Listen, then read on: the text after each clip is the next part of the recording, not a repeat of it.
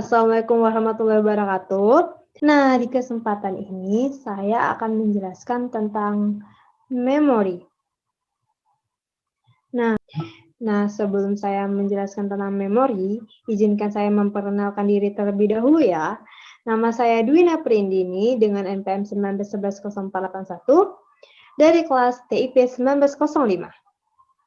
Nah, di sini saya akan memenuhi tugas UAS saya dari mata kuliah Sistem Operasi dengan dosen pengampu Bapak Abdul Sani Sembiring MKOM. Langsung saja ke materinya. Nah, selanjutnya kita langsung ke materinya. Nah, sebelum itu kita harus tahu dong pengertian memori. Memori atau dapat juga disebut dengan istilah computer storage atau computer memory atau memory merupakan perangkat keras atau hardware yang berfungsi untuk menyimpan data atau informasi sementara pada komputer. Nah, memori merupakan bagian yang penting di dalam suatu komputer yang terletak di dalam CPU, yaitu Central Processing Unit. Selanjutnya, sifat utama memori. Sifat utama memori terbagi dua, yaitu memori volatil dan memori non-volatil. Yang pertama, memori volatil. Memori volatil ialah media penyimpanan atau memori yang datanya dapat ditulis dan dihapus. Tapi data itu akan hilang saat komputer mati atau kondisi power off. Komputer membutuhkan satu daya listrik dalam mempertahankan memorinya. Jadi, memori volatil ini datanya akan hilang bila PC mati tidak ada aliran listrik. Contohnya ialah RAM. Yang kedua, memori non-volatil, yaitu media penyimpanan atau memori yang datanya dapat ditulis serta dihapus. Tetapi data akan tetap ada walaupun laptop atau komputer PC dalam kondisi off, serta tidak membutuhkan satu daya, yaitu kebalikannya dari volatil. Memori ini dikenal dengan temporary memory, contohnya ialah ROM. Selanjutnya, syarat pengelolaan memori. Syarat pengelolaan memori yaitu adalah relokasi, proteksi, sharing, organisasi logika, dan organisasi fisik. Nah, relokasi yaitu programmer tidak tahu di mana program akan ditempatkan pada memori saat dieksekusi.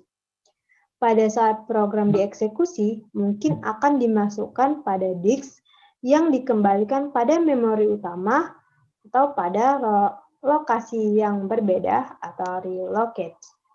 Proteksi. Masing-masing proses harus dilindungi dari gangguan proses lain, baik disengaja atau tidak. Sehingga untuk melindungi suatu proses, harus dilakukan pengecekan alamat tujuan. Apakah akan mengganggu proses lain atau tidak. Pengecekan dilakukan saat sebuah proses berjalan. Sharing. Suatu mekanisme proteksi harus fleksibel.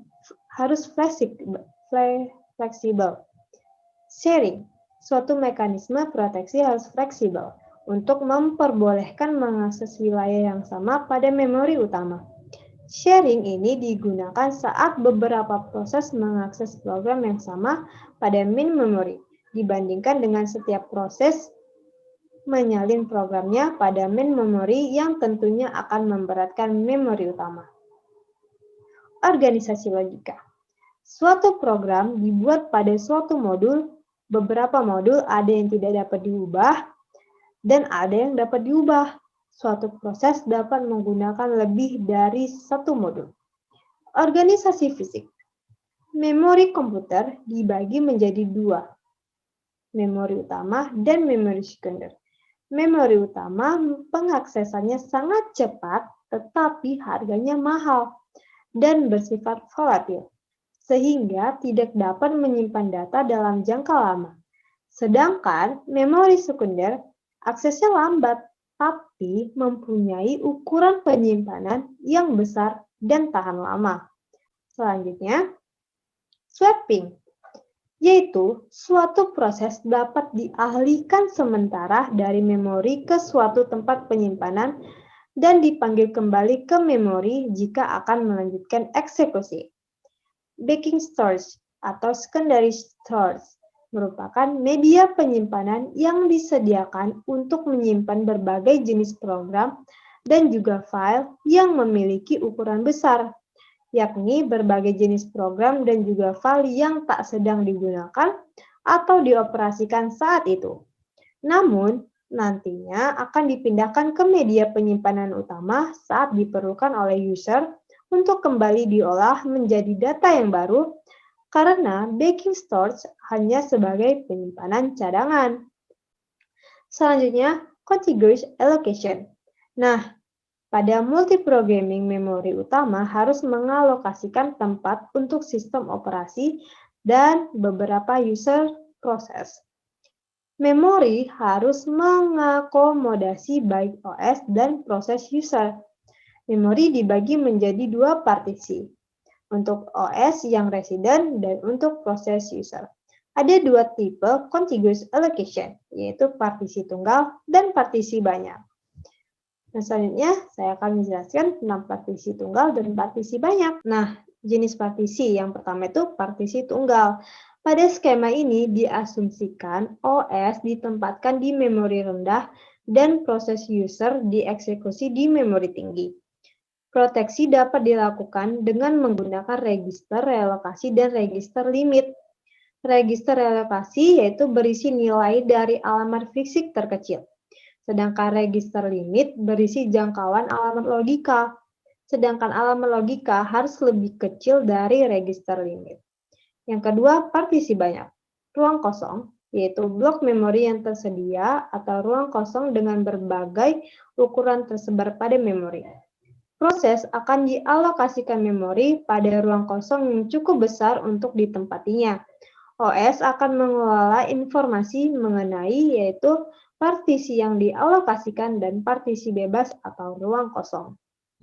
Selanjutnya, non-contiguous allocation, yaitu pegging. Pegging adalah solusi untuk permasalahan fragmentasi eksternal. Memori fisik dibagi ke dalam blok-blok ukuran tetap yang disebut frame. Memori logika dibagi ke dalam blok-blok dengan ukuran yang sama yang disebut peg. Dan untuk menjalankan program berukuran npeg harus dicari frame kosong sebanyak n untuk meload program. Peg table digunakan untuk translasikan alamat logik ke alamat fisik. Selanjutnya, segmentasi. Segmentasi adalah skema pengaturan memori yang mendukung user untuk melihat memori tersebut. Tiap segmen memiliki nama dan panjang. Pandangan user mengenai memori, dukungan hardware, pemetaan ke alamat fisik dilakukan dengan menggunakan tabel segmen, masing-masing berisi base dan limit. Nah, itulah yang bisa saya sampaikan. Lebih dan kurangnya saya mohon maaf. Billahi taufiq wal hidayah. Wassalamualaikum warahmatullahi wabarakatuh. Dadah, see you next time. Terima kasih dan sampai jumpa. Dadah, bye.